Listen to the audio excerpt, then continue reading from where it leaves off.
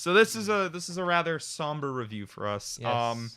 As part of our show Dealer's Choice, we all rotate through and we pick movies. And our most recent round, we were going to watch The Nice Guys. So our mics screwed up and only my audio recorded. And the way we record, Jake and Ian sit directly next to each other. I'm across the room. So Yeah, because we don't like Mud. We want him all the way over there. What we're trying to say is there exists a 2-hour-long recording Of Mud. just Mud. Just Mud talking about the nice guys. And, commentates on the whole thing. of course, this was a review where I did not say much. None of us said much, really. I mean, it was a overall good movie, which we're going to get into in our review. I don't know, So- I think I never shut the fuck up most of the time. so- Rather, you never shut the fuck up during any review. That's very So, true.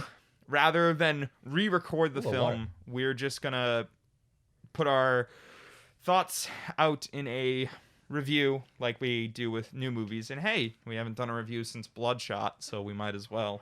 Bloodshot sucked. Yeah. So the Nice Guys we watched for Dealer's Choice, we all praised it, generally. We all Yeah, thought it it was was pretty good. the only good Shane Black movie. A lot of stuff seemed very convenient was my only real big negative. And I understand convenience for the sake of comedy, but some of it went a little bit too far for me.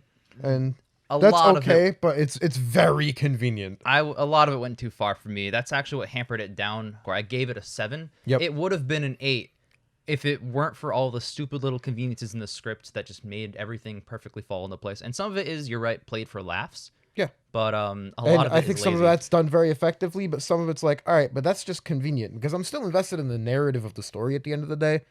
And I know it's just a comedy. Comedy needs to be comedy. But I feel like a good comedy also needs to be a good movie. And this took some liberties with like storytelling and convenience that I was like, all right, it's detracting from the movie standpoint, but not the comedy standpoint. I agree But completely. as a movie, I want it to be solid as well.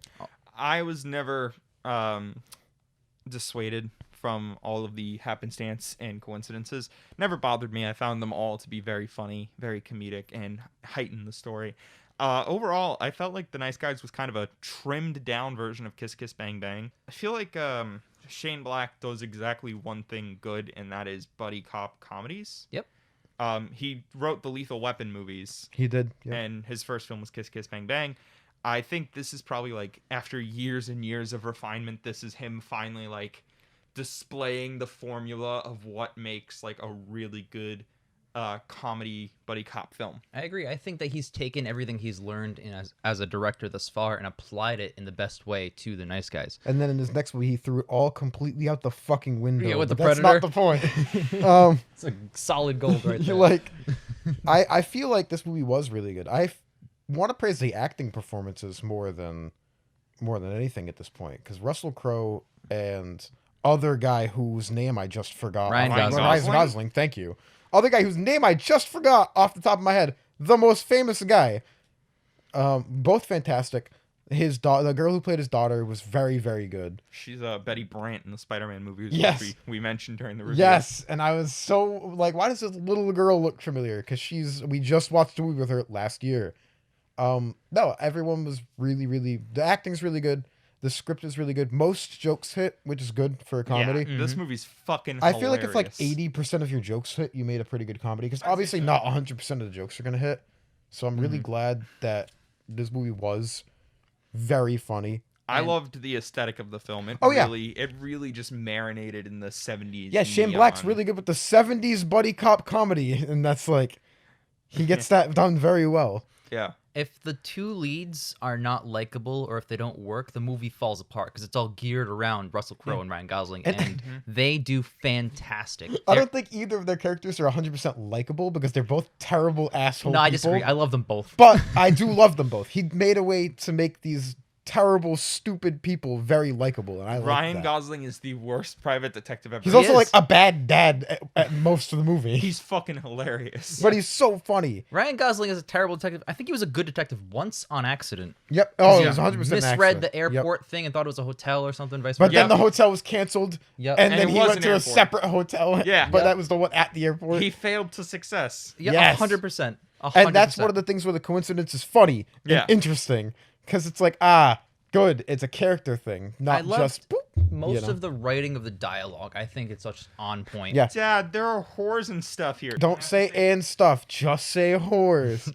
Or Funny. like even the bit where like Russell Crowe first meets him and he interrogates him and kicks his ass and shit like that, and like he breaks his hand and stuff. That whole interplay, it goes on for like 5 minutes. It's good. And it's all Yeah. just And it's juicy. just Ryan Gosling like false surrendering like 3 times trying Yes. to kick Russell Crowe's ass. Yes. And Russell Crowe just keeps kicking his because ass. he's smarter than him in every way possible. I could watch that all day, and I Yeah. kind of did with that movie. Those two the interactions between those two are phenomenal. That's Dude, some of the best when parts they of the dump movie. the body over the wall and it lands at a different party. Yes, That's so good. so good. So fucking funny.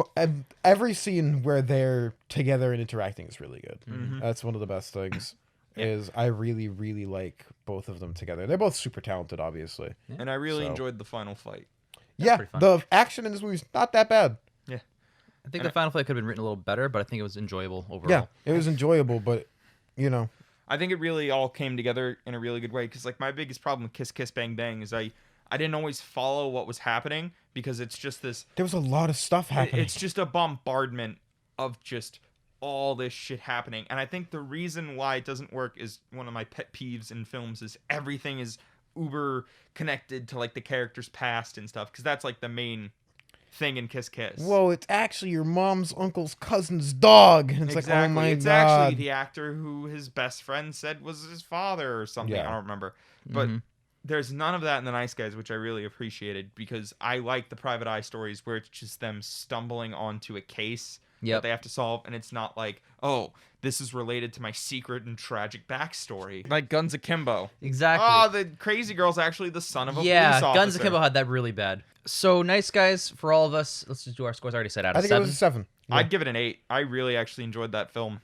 Shane Black made a good movie. Who would have Yeah. guessed? It's No one would have guessed. No one would have guessed. That's the thing. He's if they announced a new film by him, I still would not be excited because he's 1 for 4. 1 for 4, 1 for 5 if you want to count Monster Squad. I count Monster Squad. Yeah, 1 for but I've 5. seen Lethal Weapon, so it'd be 2 for 6. Well, 'Cause I Lethal would Weapon, also he say wrote. for me it's 2 for 5 because I didn't hate Iron Man 3. I know Mud strongly dislikes It's Iron Also my Man. don't like least it, favorite yeah. MCU film. Yeah, that's fair. But I have my problems with it. I feel like he knows how to write. I mean, Lethal Weapon 1 is good. I Yeah, haven't seen there's it. some. I can't say anything about There's the some- sequels. Listen, there's some good jokes in Kiss Kiss. Nice Guys is hilarious. Iron Man 3 had some pretty good jokes too. Mm-hmm. I don't remember Predator ever making me laugh once. What except about in, when like, he 40 Ironically, long? I laughed. I Oh, yeah. definitely ironically laughed Let me at rephrase. every I single laugh thing in the movie. with Iron Man 3, Kiss Kiss, and Nice Guys. I laugh at the Predator Well, 2018. hold on. Shane Black didn't write Predator the good one, did he? I know he was in No, it. he was in it. He's, Okay. He didn't write he it. was just in it. So with all that out of the way, you guys already know what I picked because I already picked it on the But show you- that doesn't exist. Yeah, you But- gotta specify what you're picking because it doesn't exist anymore. I know. I gotta So- go ahead and do it again. What's up next for Dealer's Choice Well, for next our for double down round? Next for Dealer's Choice is our fresh double down round. We're going 2 in a row. So I picked these, or I'm going to pick these 2 movies that Ian and Mud already know the name of, but the audience doesn't, because they are original and a remake. And even though they have nothing in common, like no director, no cast, no writers, no nothing story. no story in common at all, they are separately across decades and across countries considered 2 of the greatest movies ever made And the best of their genre. and the best of their genre. So we're going to watch Seven Samurai and The Magnificent Seven.